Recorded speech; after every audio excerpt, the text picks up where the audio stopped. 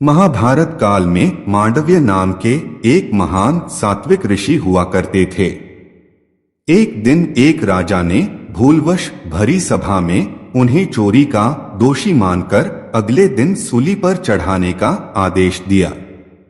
जब उन्हें सूली पर चढ़ाया गया तो कुछ दिनों तक चढ़े रहने के बाद भी जब उनके प्राण नहीं निकले, यह देखकर राजा को बहुत आश्चर्य हुआ और अपनी गलती का एहसास हुआ।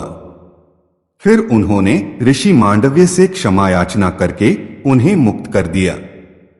मांडव्य ऋषि राजा को क्षमा करने के बाद यमराज के पास पहुंचे और उनसे पूछा कि मैंने अपने जीवन में ऐसा कौन सा अपराध किया था कि मुझे इस प्रकार झूठे आरोप की सजा मिली।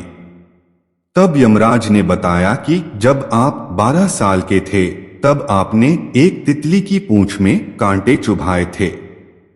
उसी के फलस्वरूप आपको यह कष्ट सहना पड़ा। तब ऋषि मांडव्य ने यमराज से कहा कि 12 वर्ष की उम्र में बालक अबोध होता है, उसे धर्म का ज्ञान नहीं होता।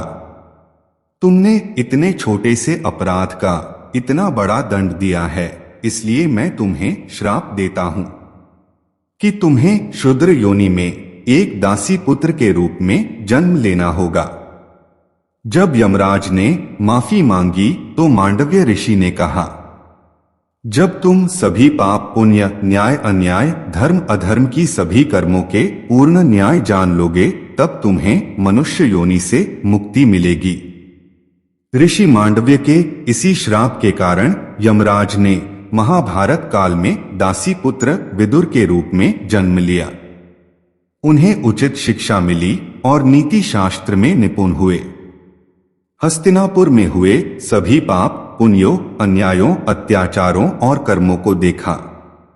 पूर्ण न्याय उन्हें महाभारत और गीता से मिला। अपने अंत काल में विदुर वन में तपस्या में लीन हो गए और शरीर त्याग दिया। जब युधिष्ठिर उनसे मिलने पहुंचे तो वो उनके शरीर में प्रवेश कर गए।